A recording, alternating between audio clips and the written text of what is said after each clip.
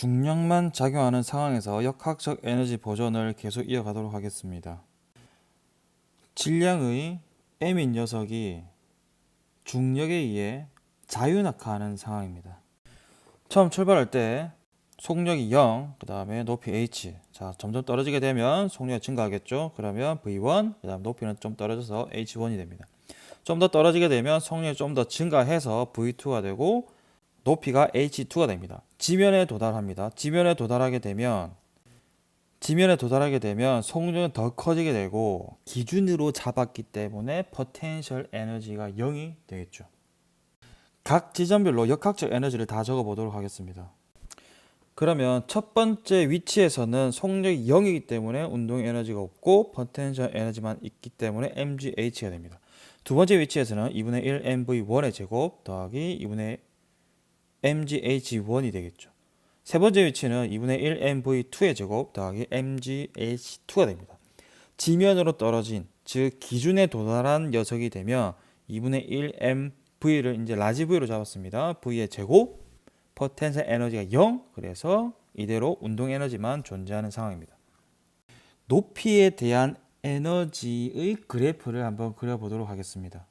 높이에 따라서 역학적 에너지는 항상 일치하겠죠. 하지만 그 안에 들어있는 포텐셜 에너지와 운동 에너지의 값은 계속적으로 변하게 됩니다. 높이 h에 있을 때는 운동 에너지는 없고 포텐셜 에너지 mgh가 모두가 역학적 에너지가 됩니다. 두 번째 위치에서는 mgh1, 그 다음에 2분의 1 mv1의 제곱으로 나눠 가지게 되겠죠. 세 번째 위치에서도 마찬가지로 높이가 줄어든 만큼 포텐셜 에너지가 높이에 비례해서 작아지게 되고 그만큼을 운동 에너지가 가져가게 됩니다. 지면에, 즉 기준에 도달하게 되면 포텐셜 에너지는 0이 되고 모두가 운동 에너지로 변환이 되겠죠. 어쨌든 간에 포텐셜 에너지와 운동 에너지는 변하지만 그 두 개 합인 역학적 에너지는 변하지 않는다는 것을 그래프로 표현했습니다. 그럼 여기서 한 개 짚고 넘어가야 될 게 뭐냐면 운동 에너지와 포텐셜 에너지가 동일한 지점이 어디냐 이거죠. 이렇게 계산해 보면 딱 중간 지점이 2분의 h인 지점이 포텐셜 에너지와 운동 에너지가 동일한 지점이라고 볼 수가 있습니다. 두 번째로 이 에너지를 시간에 대해서 한번 나타내 보도록 하겠습니다. 이 물체는 중력 가속도 g, 즉 9.8m/s 제곱이라는 일정한 가속도이기 때문에 일정하게 속력이 증가하겠죠. 그러면 이 운동 에너지라는 것은 2분의 1 mv 제곱, 즉 v의 제곱에 대한 함수이기 때문에 이를 그래프로 그려보면 역학적 에너지는 시간에 따라서도 동일하게 되지만 운동 에너지는 시간에 따라서 제곱에 비례하는 함수로 이렇게 나타나게 됩니다. 그러면 항상 역학적 에너지는 동일해야 되기 때문에 운동 에너지를 뺀 나머지가 포텐셜 에너지가 되고 이런 식으로 그릴 수가 있겠죠. 그러면 위에서 봤듯이 운동 에너지와 포텐셜 에너지가 같은 지점이 아닌 시간으로 따지면 위에처럼 2분의 h가 아닌 2분의 t가 아닌 2분의 t, 즉 전체 시간의 반보다 더 많은 시간이 걸려야만 가운데 즉 2분의 h에 도달하게 되고 포텐셜 에너지와 운동 에너지가 동일하다고 알 수가 있습니다. 다음 새로운 예시를 한번 들어보도록 하겠습니다. 질량이 동일한 녀석을 하나는 자유낙하시키고 하나는 빗면으로 내려가는 상황입니다. 지면을 기준으로 잡으면 처음 출발 지점의 포텐셜 에너지는 동일하겠죠. 정지되어 있기 때문에 운동 에너지는 없습니다. 즉 역학적 에너지는 포텐셜 에너지만으로 구성되어 있습니다. 하나는 자유낙하, 하나는 빗면으로 내려가는 상황입니다. 이때 지면에 도달하게 되면 이 각각의 포텐셜 에너지가 모두가 운동 에너지로 전환되고 빗면으로 떨어지는 것도 모든 포텐셜 에너지가 운동 에너지로 전환되기 때문에 어디로 가든 운동 에너지는 동일합니다. 그러면 각각의 물체가 가진 속력도 동일하다는 뜻이 되겠죠. 이를 그래프로 그려보면 자유낙하하는 녀석은 중력 가속도 g로 떨어지면서 어떤 시간에 v라는 속력으로 도달하게 되겠죠. 빗면으로 내려가는 물체는 중력 가속도보다는 작은 가속도를 가지고 내려갈 것이고, 그렇다는 얘기는 시간이 더 많이 걸린다는 뜻이 되겠죠. 하지만 끝내 속력은 v로 같아지게 됩니다. 그래서 이를 그래프로 그려보면 이런 식으로 표현할 수가 있겠죠. 이때 파란색으로 칠해진 부분이 자유낙하에 의해서 물체가 떨어질 때 이동한 거리, 그다음 초록색으로 칠해진 부분이 빗면으로 내려갈 때 물체가 이동한 거리가 됩니다.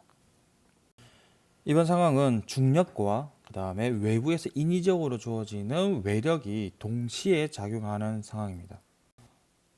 중력만 작용하는 상황이 아니기 때문에 우리가 이때까지 했던 역학적 에너지는 보존이 되지 않습니다.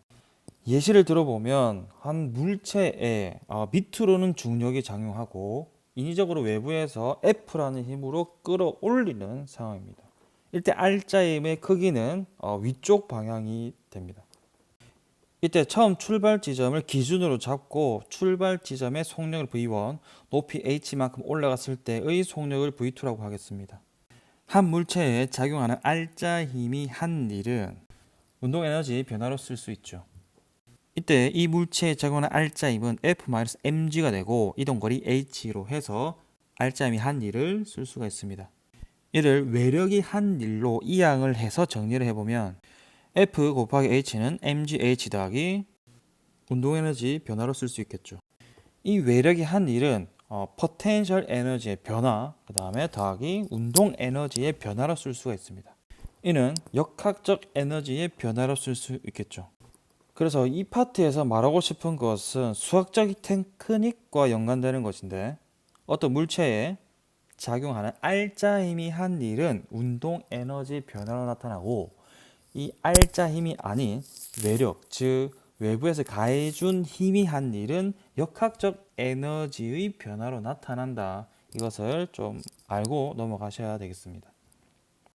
그러면 이 외력이라는 것은 뭐냐 하면 중력과 탄성력을 제외한 나머지 힘을 외력이라고 한다는 거 잊지 마시고, 다음에 문제풀이 할 때 이 부분이 어떻게 적용되는지 한번 보도록 하겠습니다. 이번 파트에서는 탄성력에 대해서 같이 공부해 보도록 하겠습니다. 이 탄성력은 우리가 느낌으로 알고 있듯이 용수철 또는 고무줄 또는 그 물체 자체의 탄성을 가진 녀석을 이제 얘기를 합니다. 물리학 원에서는 대부분 용수철에 매달린 물체에 대한 얘기를 하게 되는데, 이때는 탄성력을 용수철이 물체에 작용하는 힘이라고 정의를 합니다. 용수철이 늘어나지 않은 상태를 x는 0이라고 잡겠습니다. 두 번째 상황은 이 위에 있는 상황에서 손으로 인위적으로 외부에서 힘을 가해줘서 x만큼 당긴 상황입니다. 그러면 손은 이 물체를 오른쪽으로 당기기 때문에 오른쪽으로 F, 손 이렇게 쓰면 되겠죠. 하지만 이 물체는 용수철에 이게 왼쪽으로 가려고 하기 때문에 용수철이 이 물체에 작용한다고, 물체에 힘이 작용한다고 표현할 수 있겠죠. 하지만 이 물체는 오른쪽 왼쪽으로 가해지는 이 힘이 같기 때문에 정지하고 있습니다. 세 번째 상황은 이 물체를 용수철 쪽으로 밀어버린, 인위적으로 손가락이 밀어버린 상황입니다. 마찬가지로 정지되어 있기 때문에 손이 작용하는 힘과 그 다음에 용수철이 작용하는 힘은 방향이 바뀌었을 뿐이지 크기는 동일합니다. 용수철이 작용하는 탄성력의 방향을 한번 생각해 보면, 늘어나면 원래 상태로, 줄어들어도 원래 상태로, 즉 복원시키려는 방향이 되겠죠. 다시 얘기하면 변형된 방향의 반대 방향이고, 이를 수식적으로 표현하면 마이너스를 붙이게 됩니다. 탄성력의 크기를 생각해 보면 이 용수철을 점점 늘리면 늘릴수록 용수철이 물체를 잡아당기는 힘이 커지기 때문에 이를 수식적으로 계산을 해보면 거리에 비례한다고 알 수가 있습니다. 그래서 탄성력은 마이너스 kx로 씁니다. 이 마이너스는 변형된 방향의 반대 방향이라는 뜻이고, x는 크기에 비례한다는 뜻이 들어가 있습니다. 이때 k 값은 비례상수로서 용수철 상수라고 부르고 용수철 자체가 가지는 특성, 예를 들어서 재질이라든지 그다음 두께라든지 이런 것들에 의해서 만들어지는 상수라고 보시면 됩니다.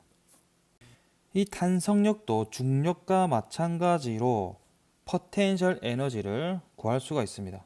그러면 힘과 이동거리 그래프를 해서 이 밑에 삼각형의 넓이가 되겠죠. 우리가 그 중력의 포텐셜 에너지를 정의할 때 중력의 포텐셜 에너지는 누가 만들어주냐? 중력에 반대되는 인위적으로 위로 올려주는 외력이 한 일로 정의를 했었습니다. 이와 마찬가지로 탄성력과 반대되는 외력, 즉 여기서는 손이 끌어당기는, 손이 밀어주는 이 힘이 탄성력에 의한 위치 에너지를 만들어 주겠죠. 이를 그래프로 표현을 했고 외력이 한 일, 즉 손이 한 일은 2분의 1 곱하기 x 곱하기 f 외력이 됩니다. 즉 손이 물체에 작용한 힘이죠. 이때 손이 작용한 힘과 용수철이 물체에 작용한 힘의 크기는 같기 때문에 정리를 해보면 2분의 1 kx 제곱이 포텐셜 에너지의 값이 됩니다. 중력에 의한 역학적 에너지 보존에 이어서 탄성력에 의한 역학적 에너지 보존을 보도록 하겠습니다. 왼쪽에 있는 이 상황은 가장 기본적인 상황인데 용수철이 늘어나지도 줄어들지도 않은 상태이고 이 상태가 포텐셜 에너지의 기준이 되겠죠. 이 물체를 기준에 대해서 어느 일정한 양만큼 당겼다가 놓았을 때 용수철이 물체에 힘을 가해서 일을 하게 되고 이때 어느 순간 즉 x가 2일 때 v2라는 속력을 가지고 움직이고 그 다음에 더 용수철이 줄어들어서 x1일 때는 v1의 속력으로 이동하고 있는 그 찰나의 모습을 나타낸 것입니다. 이 상황을 힘과 이동거리 그래프로 그려보도록 하겠습니다. 이 마이너스를 제외하고 F는 KX라는 그래프를 그려보겠습니다. 위치가 x2일 때 용수철이 잡아당기는 탄성력은 kx2가 되고 x1을 지날 때는 kx1이 되겠죠. 그러면 용수철이 한 일은 이 노란색으로 칠해진 부분의 넓이가 됩니다. 알짜임이 한 일이 운동에너지 변화라는 것을 알고 이를 풀어 쓰게 되면 왼쪽이 사다리꼴 넓이에 해당하는 탄성력에 의한 즉 알짜 힘에 대한 일이고 오른쪽 항이 이 물체의 운동 에너지 변화가 됩니다. 이 식을 이항해서 정리하면 1의 위치에서의 역학적 에너지와 2의 위치에서의 역학적 에너지가 동일하다고 표현할 수가 있습니다. 즉 탄성력에 의해서도 역학적 에너지가 보존이 된다는 말입니다.